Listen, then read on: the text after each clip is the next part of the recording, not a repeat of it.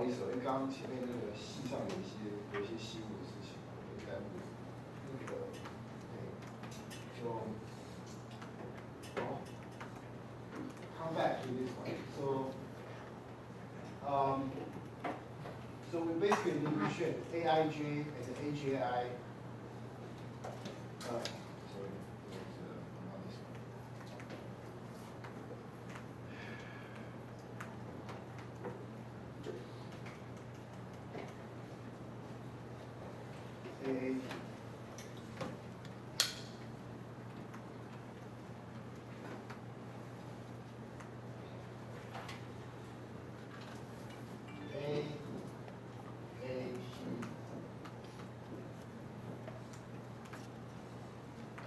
IJ. Okay. We want to check.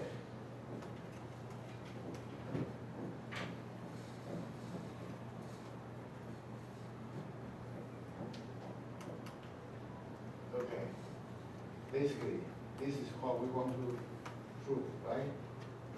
The ice row J's element, it is the same as ice. J's row ice element. Okay. I mean, this is like a definition of symmetric. A matrix is symmetric. Here. This AIJ, AJI. So here, this is multiplication, right? So it's like a summation. K A I K, and then this is A K J, but it's a transpose, right? So this is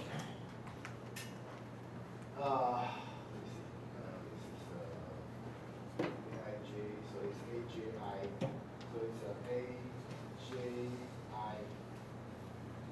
so it becomes like an AKI.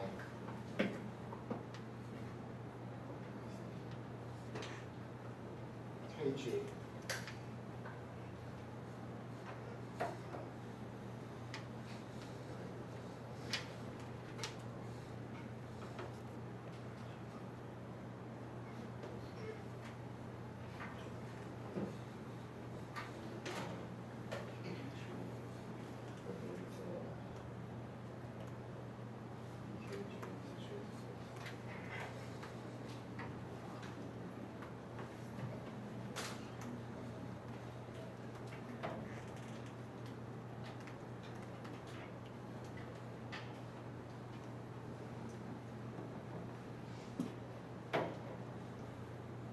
Should be this column should be this row, right? This is ice row.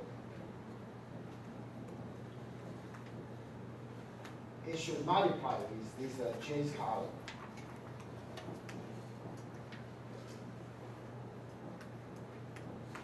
Which, because like it was original J's row. So because of transpose, so it's a J's row. So it's a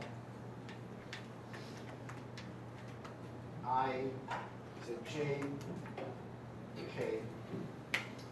Sorry. I K. And A J's row. So it's J K. Okay. And then this one. It's summation K. So because like J, so it's A J J K times A transpose. I mean same thing. So it's an ice column. Ice column. It was originally ice row. So it's I K. So this two is only just like a switch of these two. So the result must be the same. Okay. So that's it. Okay.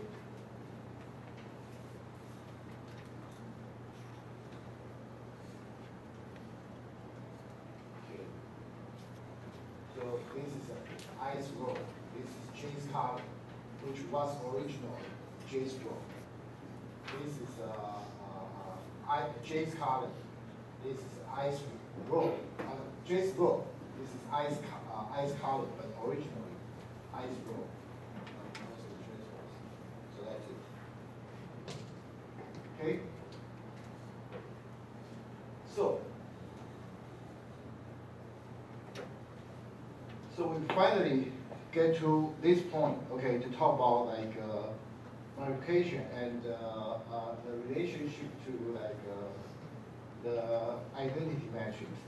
Okay, the n times n matrix A is invertible or non-singular. Okay, so invertible is the equivalent to non-singular. Remember this. Okay, if there exists an n times n matrix B such that AB equal to BA equal to, after the mutation, it will be I and, okay, the identity matrix. Okay? So if a matrix is not invertible, it is called non-invertible or singular. We usually use singular or not singular to refer to, invertible or not. Okay, so this is like a very important definition because we are going to use this repeatedly. Okay, so A is invertible. Its inverse is unique. The inverse is denoted as A negative 1. Okay, power A to the power of negative 1. So therefore, in this case, okay, B is A's inverse. Or you can say it the other way. A is B's inverse. Okay, because A, B are inverse to each other. Okay? So,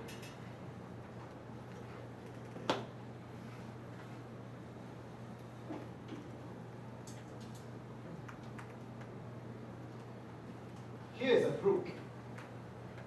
Assume A is invertible and the B and C satisfied. So we use how are we going to prove? We are trying to prove this inverse is unique. Okay, this is like an important theorem. Okay, because previous discussion. Okay, if you say like here. Say when we say AC equal to BC equal to something, obviously like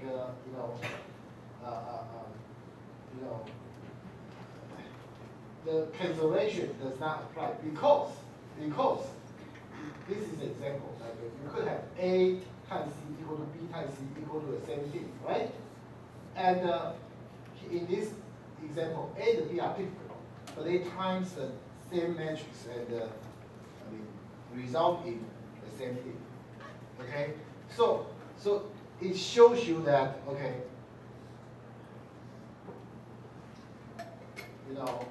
when we say that A times B equal to IN, whether or not this inverse is unique, right?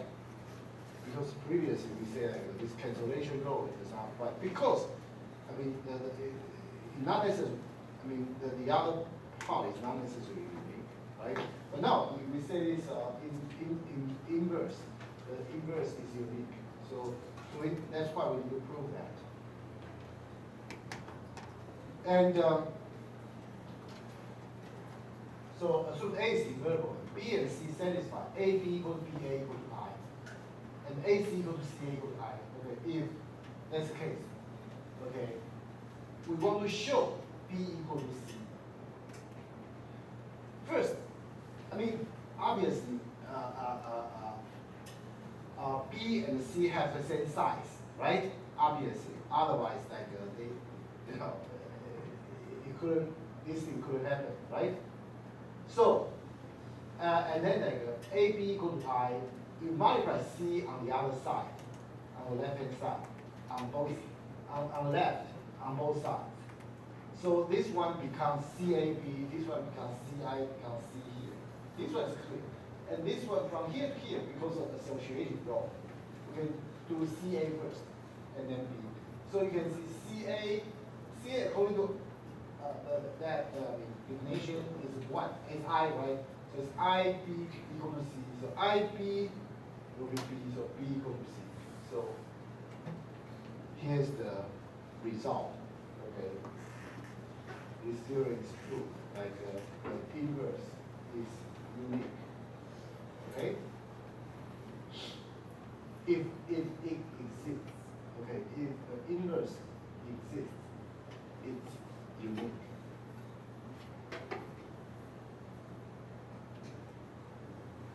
So the next is an interesting exercise. If A and B are n by n matrices, such that A times B equal to identity matrix, we want to prove that B times A equal to identity matrix as well.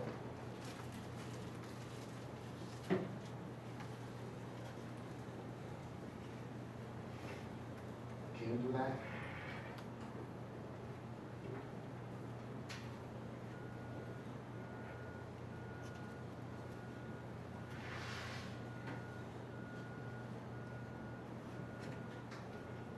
Let me give you an idea, okay? Based on what you have learned so far, you don't have the right tool to prove that, unfortunately. Okay? There are multiple ways you can prove this, but they all require some knowledge of like the future material. Okay?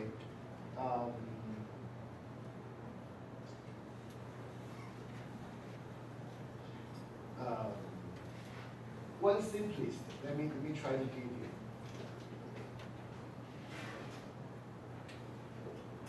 But still something is lacking. Okay. So to be honest, okay, if you say, oh, I can derive this somewhat like this one, no, I will tell you, unfortunately, you cannot. Okay, you can give it a try, but you will fail. Okay. But later on, when you learn more stuff, like this thing will become a given, especially after you learn determinant. When we talk about Cramer's theorem, okay, you can actually like prove this by using like a construction rule. Okay? Construct like the inverse, and then show that like it's true on both sides. Okay, I mean markation on both sides will lead you to like identity measures. But I mean unfortunately this is like at this moment because we haven't talked about determinant. Okay, so I cannot use that method. But how about the other method? Okay, for example this one.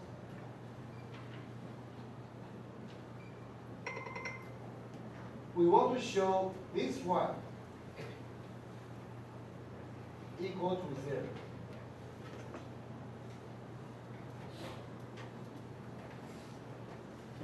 So if AB equal to I, and if we can show BA, I minus BA equal to 0, then pretty much BA equal to I, right? Right? So let's take a look. This one. If we multiply B, so A on the left hand side,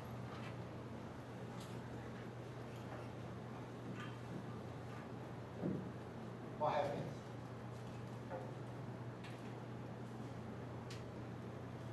Because of distributive law, so it becomes A times times I minus A times B A, right? And then A times I equal to A, no question about that. Minus, distributive, we have association rule, so we can do AB first. And then A, right? Right?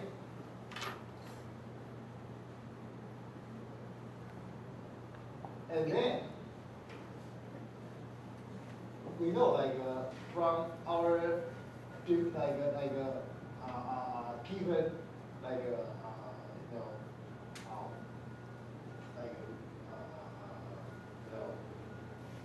assumption AB equal to I, right? So this one is I, right? So it becomes A minus A equal to 0, right?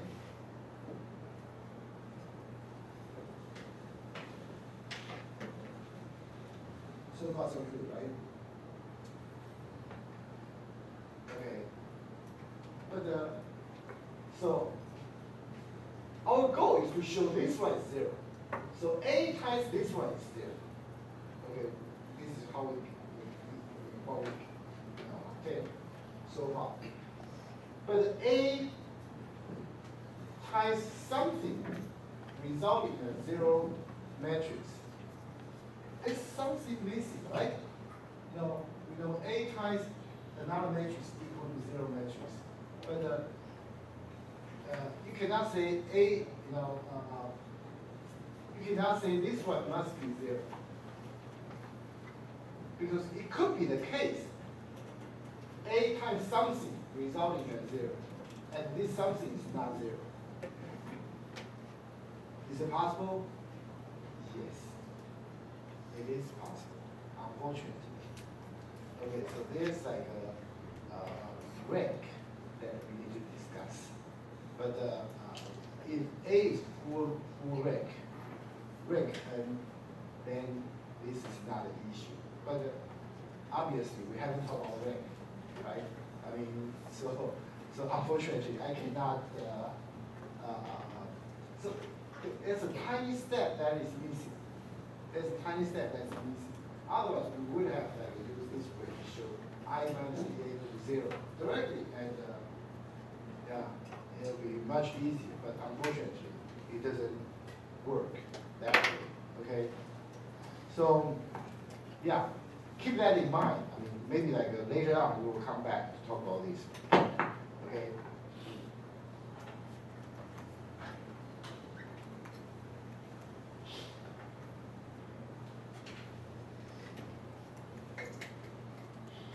So, how do we find an inverse? Basically, inverse, it means if you multiply this matrix A, okay, with this, if this is the inverse, the result, this multiplication, will result in an identity matrix like that, right? So it will give you, four linear equations, okay? Because every corresponding, element is pretty much a linear equation, right?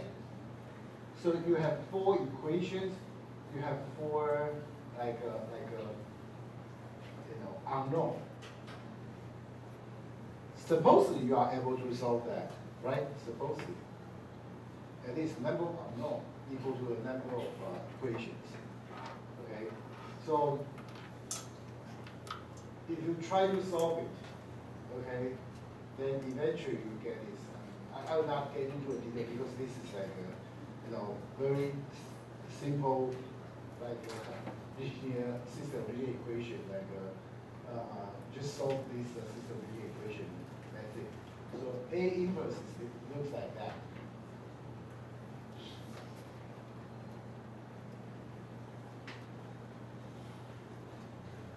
And if you try to make it look better, okay, you can do like that, right? So the first column, you can separate this by into two columns. The first one is A11, A21. The second column is A12, A22. Okay, and then the first column, this matrix multiplied the first column, you get the first column of the identity matrix, and the matrix multiplied the second column, you get the second column of the identity matrix. So yeah, I mean you can also solve them separately, right? But if you look at this even closer, okay, you will see like on the left hand side, these matrices are identical, right? This 1, 4, -1, -3, and 1, 4, -1, -3. They are identical. So you can actually, if you try to solve this, it's going to be like this one, right?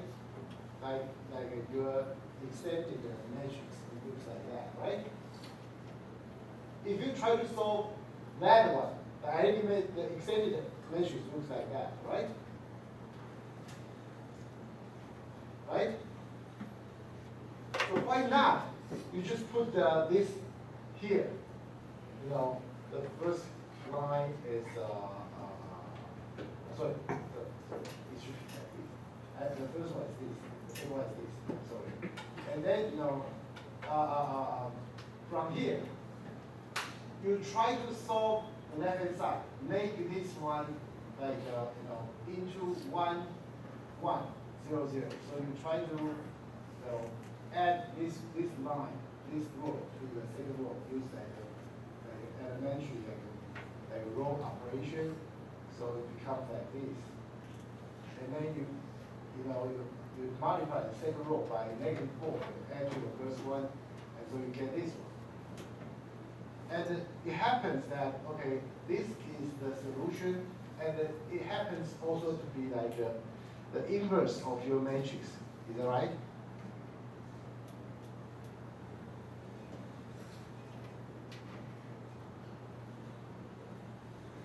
Keep this in mind, because later on we will come back to visit this page. Okay. Okay. So remember, like, okay, if you write identity matrix on the right hand side here, and you try to use like Gauss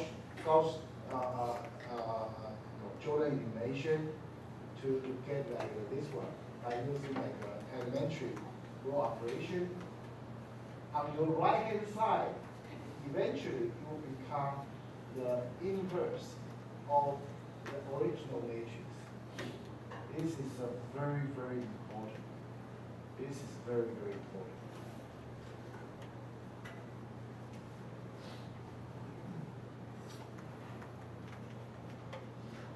And this is an example, another example. I mean, you can try to do it, try to find the inverse of the matrix. Of course, now you understand how to do it. So what you need to do is, instead of solving like a lot of equations, what you could do is that you could try to 1, 1, -6, and then -1, 0, 2, and then 0, -1, 2.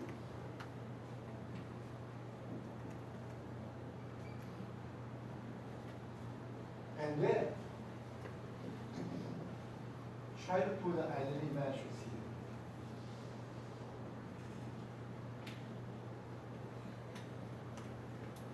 Okay, and then use Gaussian Jordan elimination on your left-hand side. On the left-hand side.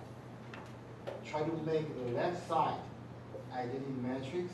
Once you finish that, the right-hand side will appear to be the inverse of the original matrix.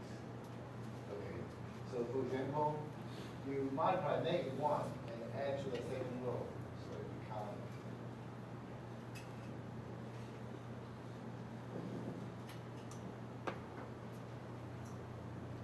add a negative 1, or multiply negative 1 to the first row, actually. So it becomes 0, so 1, and negative 1. So negative 1, 1, 0. Okay? And then multiply the first row by 6 and add to the third row. So you get 0. First row by 6. So negative 6, 2. So it's negative 4. And then 6, so 3. 6, 0, 1. Right? And then multiply the second row by 4, add to the third row. That's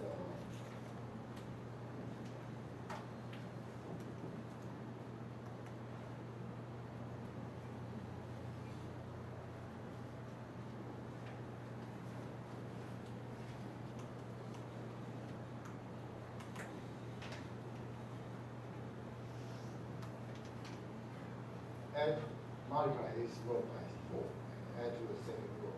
So we have 0, 0. So it's negative 4. Negative 4, 3. So negative 1. So it's a negative 4. It's a 4. And it's 1. Okay, and then, okay, we can multiply the third row by negative 1. I'm too lazy. Okay, let me just do this.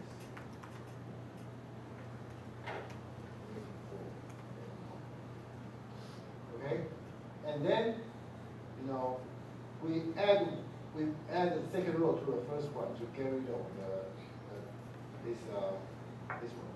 So it's running out of space.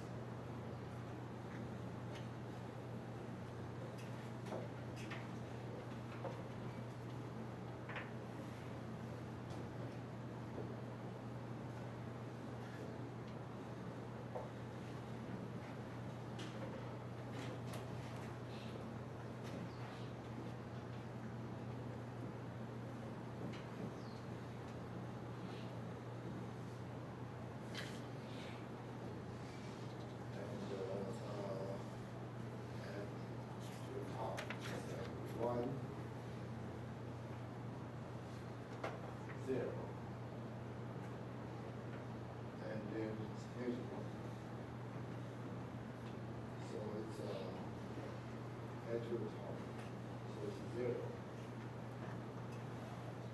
1, and 0. Okay, and then we're almost done. The left side. We need to add the third row, to the first one and the second one. So it becomes like 1, 0, 0. And it's 4, so we have 4. Negative 3, negative 1. And then 0, 1, 0. And then we add 4, negative 1. So it's 3, negative 4, 1, negative 3, negative 1, 0, negative 1. And then 0, 0, 1. So it's a 4, negative 4, negative 1. So this is our inverse matrix for the original one. Right?